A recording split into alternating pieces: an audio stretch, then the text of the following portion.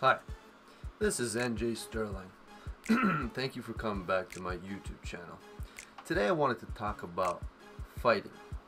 Fighting for what you believe in, fighting to protect yourself and your loved ones and your family, and fighting to get rid of messed up problems and people. We are now in a certain society and culture where fighting is deemed to be primitive, unethical, and unsavvy. But in my opinion, there are situations in which one would need to fight in order to survive. When I was in high school, I used to train a lot of martial arts, various different types. And there was one situation where I went for a walk in a very rugged area of downtown Toronto.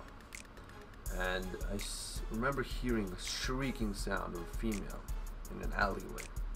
So I was curious, so I went to go investigate what exactly was going on. And I saw this filthy creature and coward about to take advantage of an innocent woman. So of course, I screamed at him, told him to stop, but he wouldn't stop. So I grabbed him by his jacket and threw him on the wall and then punched his face until he blacked out. Then I took that lady, with her breasts exposed, covered it with my jacket and walked her home. This is a simple instance that if that lady knew how to fight or carried pepper spray, that act will protect her from ignorant, cowardly scum like that man. There are also other situations. Many people who are bullied. Now, of course, if you can talk things out, you know what I mean, logically assess the situation and find a solution via verbal interaction, I'm all for it. But some people don't understand simple verbal interaction. And for those people, I think that fighting is a viable option. It's not just a viable option, it's a useful option in which you can really clear situations very quickly. I'll tell you another story that someone told me when he was young. He was an older gentleman, and he's the same person who told me that not to let people sit on my head. There's a saying that he used to use. When he was young, he used to be extremely short, and this was in Russia, and people used to make fun of him, and you'd have a bully sitting behind him, you know, picking on him. Hey, shorty, you know, like a little wimpy guy, whatever. At first, he didn't really do anything. And continuously, the picking on him would get worse and worse. That person would start to, you know, smack him around. You know what I mean? He would start to humiliate him in front of his classmates. And it became quite ugly. Then one day, he just couldn't take it anymore. And as this cowardly bully started picking on him, he turned around and punched him in the face. He punched him so hard that he stumbled back and fell on his ass. And never again was he bullied. In fact, he became friends with that bully. And I think till this day they are friends. So as you can see from these couple examples, fighting is a viable option. If common sense doesn't work, verbal interaction doesn't work, and if someone's threatening you, your family, or even some innocent bystander, if you have the opportunity and the ability to fight, I'm all for it. However, there is situations in which fighting will escalate problems, and you need to be wise to discern which situation you are in. I mean, if a gang is taunting you, it's not wise to fight them because they have other gang members, they have weapons. They can come, retaliate, and attack you and potentially kill you or your family, depending on the severity of the gang. And I have been in situations where I have fought gang members, but mind you, I'm highly skilled and trained in martial arts and combat fighting and military training, so I was able to defeat them. But in a couple situations which were very unpleasant, I almost got cut doing so. Luckily I didn't, but I almost did. I had a little scrape healed not too long after that moment, but I remember, you know, how dangerous that situation was. Because I've been training so much in martial arts and military training, I get into what's called battle mode, and everything else turns off. You know, when I see people who are innocent getting hurt, that battle mode turns on, and I feel like I have an obligation to protect those people. And I feel like in some cases, even when I did beat up those gang members and I put them in their place, never again did they bother me or anyone in that area. So in some cases, yes, violence does solve problems, but be wise. Don't be a fool. If you can avoid it without fighting, that is even better. However, if you're cornered by ignorant, cowardly scum who are willing to take you for your life, or to hurt you, or to take something from you valuable. And when I say valuable, I'm not talking about cash, I'm not talking about jewelry. If someone points a gun at you, by the way, and they want jewelry from you, fighting would be stupid. Just give them jewelry, give them your wallet, and walk away. Anyone who fights someone who's pointing a gun at them is an idiot.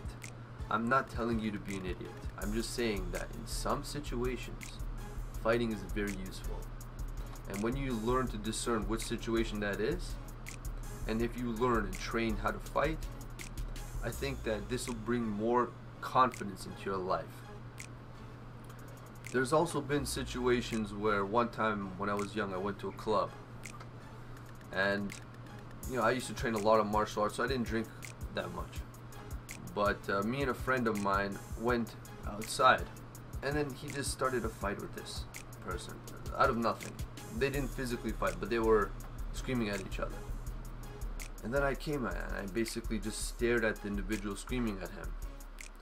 And he put his hand on my chest. My beating chest started to rage because I was gonna punch him in the face, because I felt like he was a threat at the time. But then he started to pet my chest, and then he realized that I was not one to mess with. And he calmed down. He said, okay, I'm sorry. He's like, obviously you're angry. He's like, I'm sorry. And he just felt that I was not one to fuck with. I'm not saying this to brag. I'm saying this to express that when you reach a certain level of maturity in fighting, you don't need to fight. Your aura will radiate that ability of confidence and superior fighting skill. Everywhere you go will be peaceful, more peaceful. I know it sounds strange, like, what do you mean? You're going, I wasn't looking for fights though. I was just looking for peaceful fun, and sometimes, you know, these things happen. In fact, if I were to look for fights, I probably wouldn't find any, to be honest. That's the paradox of how the mind works sometimes. So yeah, keep this in mind.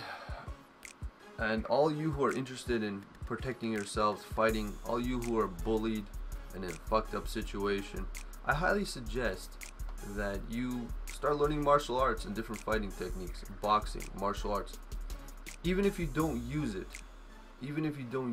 you'll get a confidence, and that confidence will make you have more peace of mind, because you won't be fearful and your heart won't race every time someone says something stupid. You know what I mean? So keep this in mind.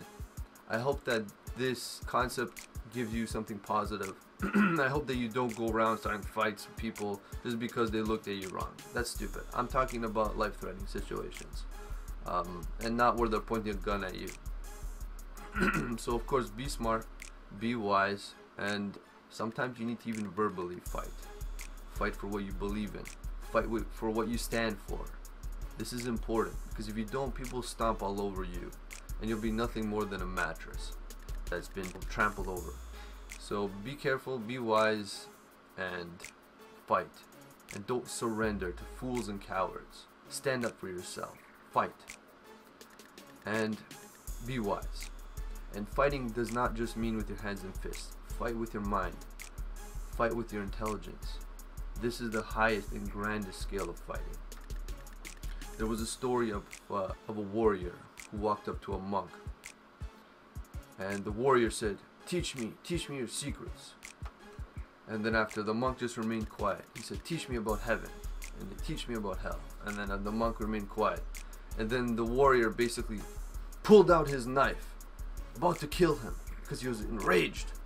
And then the monk stopped him and he said, "See this? This is hell." And then after the warrior started laughing, and the monk said, "See this? This is heaven." So you see, don't fight like a barbarian. That's not what I'm saying here. In some cases, you need to fight like a barbarian to protect those around you and yourself. Like women, if a guy ever tries to take advantage of you in any inappropriate manner, don't be scared to kick him in the balls and run. This is what I mean. Don't be scared to fight. You have dignity. Protect yourself. Protect yourself and run. A lot of women who get into these bad situations, they are too scared to fight. And this is what I'm telling you this for these kind of people who are scared to fight. Don't be scared. Unless you have a viable reason. I mean, if someone's pointing a gun at you, be smart. And stand up for yourself. Okay? Thank you for your time. This is NJ Sterling, the author of Heavenly Daughter. If you want to see a really interesting fighting scene, you should read my book, because the main character, Jessica McNeil, gets almost raped by a creepy piece of shit guy. And another character in the novel, I will not say his name, I mean there has to be some mystery, basically saves the day. He jumps in, he beats this cowardly scum, and he protects her. But also, I don't want women to be weak. I want them to be strong. So start learning how to fight. And don't just go to any like cheap martial arts studio. Try to look for the good quality ones. And I know they're rare, because I've spent many years training martial arts. I'd say most martial art teachers and classes are similar to, equivalent to McDonald's, fast food. They're very rare quality martial art teachers, instructors, and masters who know what they're doing, know what they're talking about, and who have been trained under a lineage of masters. And if you can, try to find these, and they're very rare, so I won't expect it. But if you can't, then stick to the boxing, because these are practical. Boxing, kickboxing, you know, and eventually you'll understand what I mean. If you start training, you'll feel more confident, people won't fuck with you that easily, and you'll live a more peaceful life, knowing that no one can fuck with you. And you'll be more sharp. I find that a lot of people who are scared are not sharp. They're weak. And because they're scared, that fear drives them in a cloudy delusion. For example, imagine someone who is basically being bullied. They're scared, they're shriveled up, they have a million thoughts of getting hit. They can't think clearly and assess the situation clearly. The situation is, so the bully has been probably bullied by someone else. Perhaps his parents, beating him every day, and drinking alcohol, and just abusing his child. And that child takes that toxic environment and transfers it to someone else. That's how bullies are typically created. They normally get bullied themselves, and they transfer it. Well, back in high school, I used to be the bully of bullies, because I used to like those innocent little kids. I used to like those geeky little nerds. I used to hang out with them. I used to be a geeky nerd myself. I just didn't tolerate anyone being bullied, especially amongst the nerdy kids that I used to hang out with, because I had respect for them. They had a future. These bullies, most of them, they don't have a future, unless they change their ways. Then perhaps they do, because bullying is a cry of attention. It's basically a baby, crybaby. And instead of dealing with their problems, dealing with their wounds, and solving them and growing from them, they're just taking it out on other people, like little bitches. Pardon my English, but it's true. They're like little bitches. And why would you let a little bitch ruin your day? Think about that. The highest level in this situation is to actually help that person. But in order to do that, you need strength and confidence. And in order to get strength and confidence, you need to know some level of fighting. The level of fighting that I'm talking about, or the knowing how to fight, is not for fighting. It's for gaining confidence and control over your situation and surroundings. It's for gaining a fearless attitude that can solve situations easily, effortlessly, without thinking too much. It's basically to have a clarity of mind. And when you have this clarity, it's hard to explain without you actually doing it. If I were to explain this to you, it's like drinking a tea that is alien to you and explaining the flavor. Unless you drink that tea, you will not understand what I'm talking about. So in order to understand what I'm saying about this confidence, this level of control, clarity, you have to start training martial arts and learning to protect yourself. Not only is it healthy, not only will it give you confidence, strength, teach you how to defend yourself, but overall, all these things tie up into one. And you just transform as a person and you become stronger. And eventually, you will learn how to deal with all those negative situations. So this is my advice. If someone is bullying you, if you are scared to walk down the street at night, firstly, try to walk with a friend. Secondly, if that doesn't work, sometimes your friends aren't available. You need to learn to defend yourself. And even in a worse scenario, you need to learn how to defend yourself. You don't have time to think when that happens. You don't have time to be scared. You have to fucking react. And you have to fucking react hard. Pardon my English, but I'm pretty passionate about this. For all those who are getting bullied, for all those who are getting abused by selfish creatures, you need to learn how to protect yourself. You need to fight. Fight for yourself, fight for your loved ones, and fight for what you believe in. Thank you. My name is Andrew Sterling, and I hope you have a nice day.